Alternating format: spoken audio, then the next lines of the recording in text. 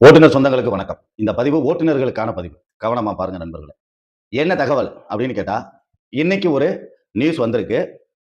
அதாவது காவலரை தாக்க முயன்ற டிரைவர் அப்படின்னு பாலிமர் நியூஸ்ல நியூஸ் போட்டிருக்காங்க. தினத்தந்தி பேப்பர்லயும் நியூஸ் போட்டிருக்காங்க. இதே தான் போட்டிருக்காங்க. காவலரை தாக்க முயன்ற டிரைவர். நல்லா கேட்டுக்கங்க. தெளிவான வீடியோ ஃபுட்டேஜ் இருக்கு. யார அடிக்கிறா, யார் மேல தவறு அப்படிங்கிறது. இப்ப இந்த மாதிரி ஒரு நியூஸ் பாலிமர் நியூஸ்லயும் வந்திருக்கு, தினத்தந்திலயும் வந்திருக்கு.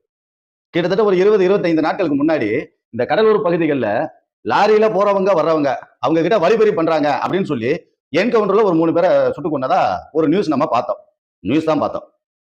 அப்ப ஒரு கேள்வி அந்த இடத்துல எழுது. கண்ணுக்கு முன்னாடி இருக்கிற வீடியோ ஃபுட்டேஜை மாத்தி போட்டிருக்காங்க நியூஸ்ல இந்த மாதிரி. அப்ப அங்க நடந்த என்கவுண்டர், அந்த இறந்த நபர்கள் உண்மையிலேயே வழிபறி பண்ணினவங்களை தான் கொண்டாங்களா, இல்ல வேற நபரை கொண்டுட்டு லாரி டிரைவர்களுக்காக வழிபறி பண்ண நபர்களை நாங்க என்கவுண்டர் பண்ணோம் அப்படின்னு சொல்லி நியூஸ் போட்டிருக்காங்களா அப்படின்ற சந்தேகம் இந்த இடத்துல வருது. ஏன்னா இந்த இடத்துல காவல்துறைக்கு சப்போர்ட்டா பிரஸ் நிக்குது, மீடியாவும் நிக்குது.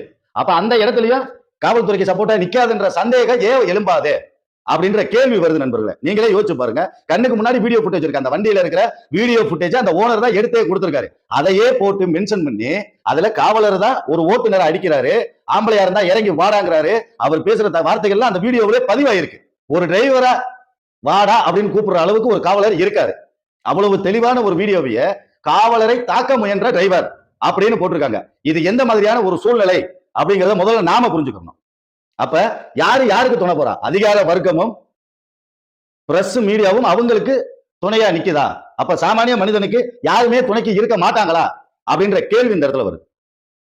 அதாவது உண்மையிலேயே சந்தோஷப்பட்டோம். எப்படி சந்தோஷப்பட்டோம் அப்படின்னா, லாரி டிரைவர்களை தாக்குற நபர்களை காவல்துறை சுற்றுருக்காங்க, இனிமேல் நாம நிம்மதியா இருக்கலாம்டா சாமின்னு பெருமூச்சு விட்டோம். காவல்துறை மேல அவ்வளவு ஒரு மரியாதை நமக்கு வந்துச்சு.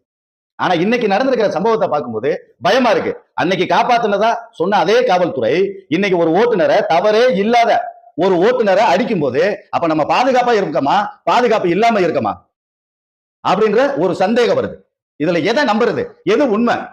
காவல்துறை ஓட்டுநர்களுக்கு பாதுகாப்பா இருக்கா, இல்ல ஓட்டுநர்களை கொத்தடிமைகளா அடிக்கிறதுக்கு மட்டும் பயன்படுத்துதா அப்படின்ற கேள்விக்குறி வருது.